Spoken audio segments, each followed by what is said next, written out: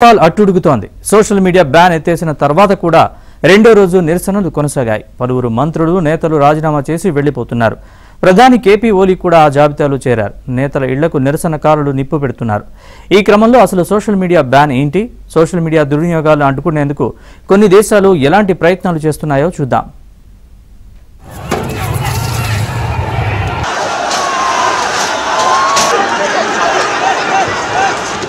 వరుసగా రెండో రోజు కూడా నేపాల్లో నిరసనలు గందరగోళ పరిస్థితి నెలకొంది. నిరసనలు హింసాత్మకమై 20 మంది వరకు చనిపోయారు. దాంతో ప్రభుత్వం దిగివచ్చి సోషల్ మీడియాపై తాము విధించిన నిషేధాన్ని ఎత్తివేస్తున్నట్లు ప్రకటించింది. అయినా సరే రెండో రోజు కూడా నిరసనలు కొనసాగాయి. జనరేషన్ జీ చేపట్టిన ఈ ఆందోళనల నేపథ్యంలో పలువురు మంత్రులు వరుసగా రాజీనామా చేస్తున్నారు. ఈ క్రమంలో ప్రధాని కేపీ శర్మ ఓలీ కూడా రాజీనామా సమర్పించి చేతులు దులుపుకున్నారు. దేశాన్ని వీడాలని నిర్ణయించుకున్నారు. వైద్య చికిత్స కోసం ఆయన దుబాయ్ వెళ్తున్నట్లుగా చెబుతున్నారు.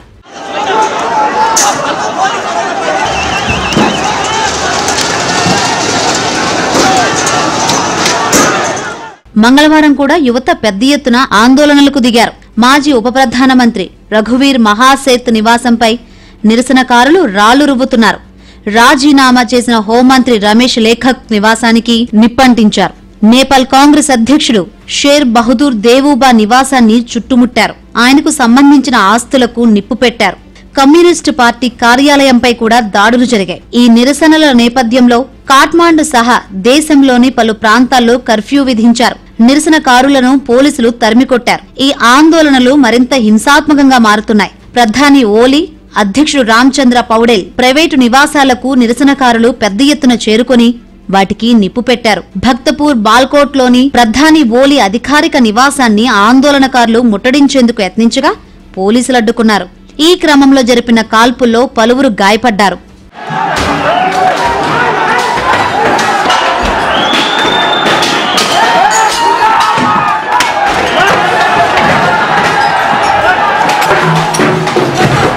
మంత్రులు రాజీనామాల పర్వం కొనసాగుతోంది. తాజాగా వ్యవసాయ శాఖ మంత్రి రామ్నాథ్ అధికారి, నీటి సరఫరా శాఖ మంత్రి ప్రదీప్ యాదవ్ కూడా రాజీనామా ప్రకటించారు. పలువురు ఎంపీలు కూడా రాజీనామాలు సమర్పించినట్లు తెలుస్తోంది. దీంతో దేశంలో రాజకీయ సంక్షోభం నెలకొంది. పోలీసు కాల్పుల్లో మరణించిన వారికి న్యాయం జరిగే వరకు ఉద్యమం ఆగదని నిరసనకారులు చెబుతున్నారు. పైగా ప్రభుత్వంలోని నేతలంతా దిగిపోయేంత వరకు ఉద్యమం కొనసాగుతుందని జనరేషన్ జీ ప్రకటించింది.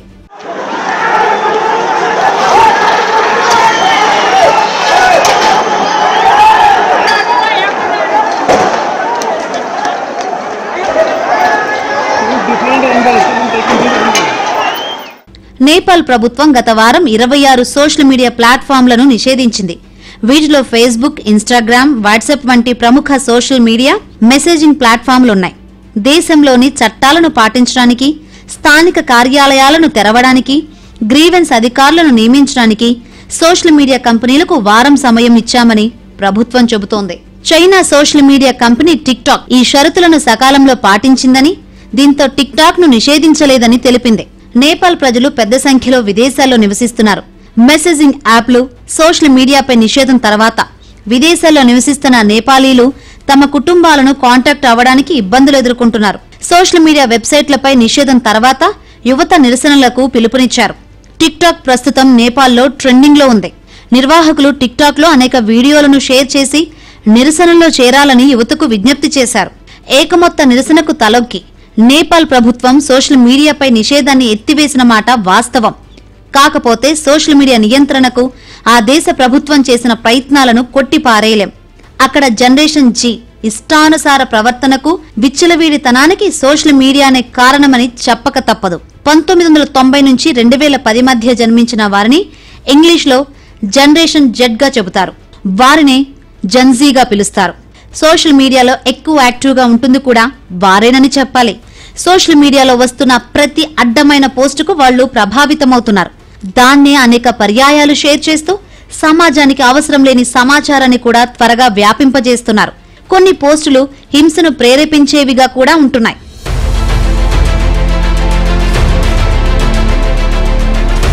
యువత చెయ్యి దాటిపోతుందని గ్రహించిన కొన్ని దేశాలు సోషల్ మీడియాపై ఒకంత నిషేధం, ఒకంత నియంత్రణకు దిగాయి. దుబాయ్లో వాట్సాప్, ఫేస్బుక్ లపై పరిమితులున్నాయి. అక్కడ ఇప్పుడు వీడియో మెసేజ్, ఆడియో మెసేజ్లకు అవకాశం లేదు.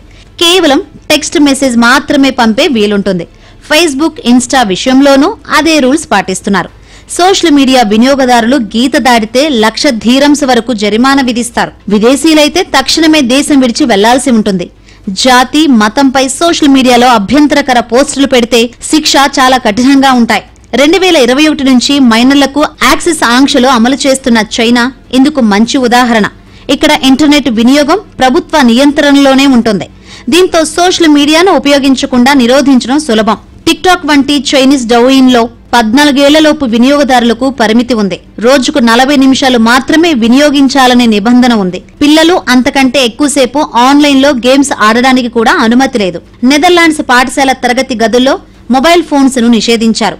నార్వేలో సోషల్ నెట్వర్క్లను ఉపయోగించకుండా కనీస వయసు 13 సంవత్సరాలు. అయినా 12 ఏళ్ల పిల్లల్లో ఎక్కువ మంది 9 ఏళ్ల పిల్లల్లో సగానికి పైగా సోషల్ మీడియాలో యాక్టివ్గా ఉంటున్నారు. దీంతో కనీస వయోపరిమితిని 15 సంవత్సరాలుగా నిర్ణయించాలని ప్రభుత్వం భావిస్తోంది.